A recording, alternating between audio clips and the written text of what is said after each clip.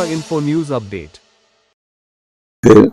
ত্রিপুরা উচ্চ আদালতের division bench প্রধান বিচারপতি এম.এস. রামচন্দ্র রাও এবং বিচারপতি বিশ্বজিৎ পালিতের ডিভিশন বেঞ্চ একটি গুরুত্বপূর্ণ রায় দিয়েছেন 3টি রিট আপিল মামলায়।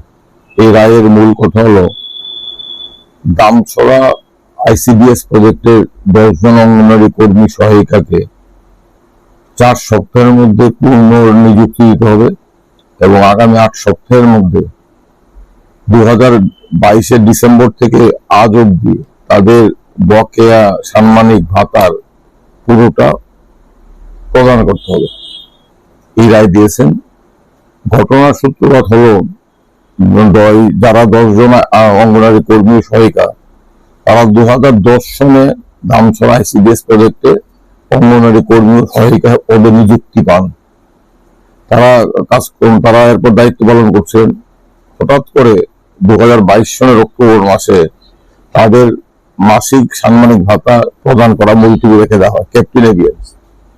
এবং এই যে 5টি অঙ্গনওয়াড়ি কেন্দ্রে 10 জন কাজ করছিলেন, এই 5টি অঙ্গনওয়াড়ি কেন্দ্রকে অন্যত্র স্থানান্তরিত করা হয়।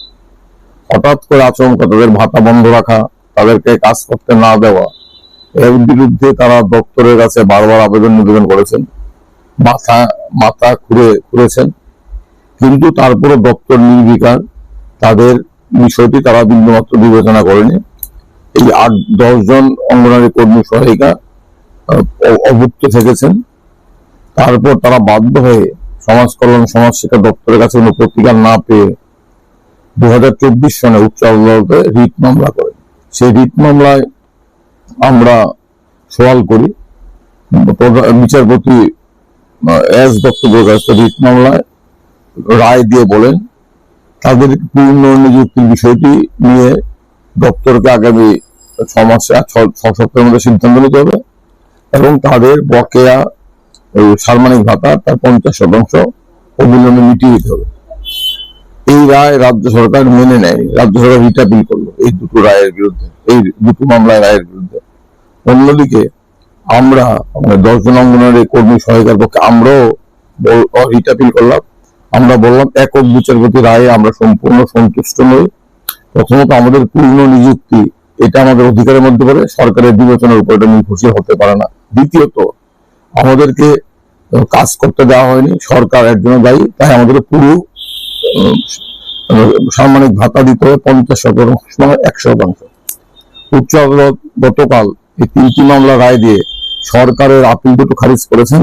আমাদের আপিলটা মঞ্জুর করে একক বিচারপতি রায়কে খানিকটা সংশোধন করে বলেছেন, বিবেচনা নয়, আগামী 4 সপ্তাহের মধ্যে অঙ্গনওয়াড়ি কর্মী সহায়িকাদের অবশ্যই পূর্ণ নিযুক্তি দিতে হবে এবং তাদের বকেয়া ভাতা 100% আগামী 8 মাসের মধ্যে প্রদান করতে হবে। এর ফলে দপ্তরের কাছে যারা অবিচার পেয়েছিলেন, যাদের মুখের ব্রাশ কেড়ে নেওয়া হয়েছিল, যাদেরকে 7 বছর হওয়ার পূর্বেই দরজা দেখিয়ে দেওয়া হয়েছিল, বেরিয়ে যাও, তোমাদের কোনো অধিকার নেই, তোমরা চিৎকার করলে আমরা কর্ণপাত করবো না, তারা বিচার পেলেন। এটা প্রতিষ্ঠিত হলো। উচ্চ আদালত বলেছে, অঙ্গনওয়াড়ি কর্মী সহায়িকাদের ক্ষেত্রে কাজ নেই, বেতন নেই, সেটা হবে না, তাদের 7 বছর দিয়ে কাজে থাকার অধিকার আছে। আর দ্বিতীয়ত, যেটা অত্যন্ত গুরুত্বপূর্ণ বিষয়, উচ্চ আদালত বলেছে যে 2013 খাদ্য সুরক্ষা আইন এবং 2009 শিক্ষা অধিকার আইনের পর অঙ্গনওয়াড়ি কর্মী সহায়িকারা বিধিবদ্ধ আইনি দায়িত্ব পালন করছেন। তারা সরকারি কর্মীর মতো সমস্ত দায়িত্ব পালন করছেন। তাদেরকে বিনা নোটিশে যখন তখন কাজ নেই তো বেতন নেই এইভাবে দরজা দেখে দেওয়া যাবে না, তাদেরকে ছাঁটাই করা যাবে না। তাদের 60 বছর দিয়ে কাজে থাকার অধিকার আছে। এই রায়ের ফলে সমাজ কল্যাণ সমাজ শিক্ষা দপ্তর, যারা কাজই হচ্ছে নারী কল্যাণে কিংবা সমাজের দুর্বল অনুন্নত অংশের মানুষের কল্যাণে নিবেদিত থাকা, তারা কতটা যে অকল্যাণ করতে পারে, তারা কতটা ক্ষতি করতে পারে তাদের অধীনে কর্মরত অঙ্গনওয়াড়ি কর্মী সহায়িকাদের প্রতি, সেটা বড় স্পষ্ট হলো।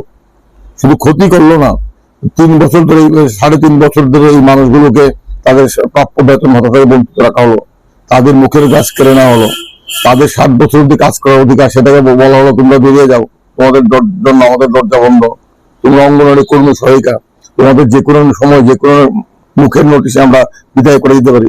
এই বিষয়টা স্পষ্ট হলো। অঙ্গনওয়াড়ি কর্মী সহায়িকাদের যে নিয়মিতকরণের দাবি, সেটা আরো বেশি আইনি শক্ত যুগের উপর দাঁড়ালো। এই হচ্ছে উচ্চ আদালতের রায় এবং রাজ্য সরকারের আপিল পরাস্ত হলো। সমাজ কল্যাণ সমাজ শিক্ষা দপ্তর এবং সরকারের উদাসীনতা অমানবিকতা আবারও প্রকটভাবে উন্মোচিত হলো। To Tripura Info and press the bell icon so that you never miss any latest updates and news on Tripura.